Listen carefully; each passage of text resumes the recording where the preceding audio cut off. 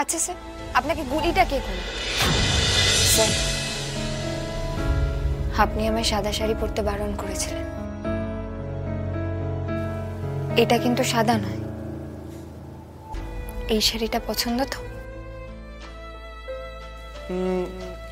একটু পাকা পাকা লাগছে বটে।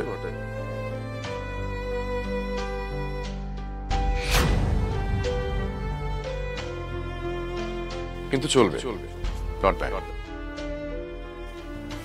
ওই ফুলকি দাস, মুখটাকে এরকম প্যাঁচানোর মতো কেন করে রেখেছো? মানাচ্ছে না তোমাকে।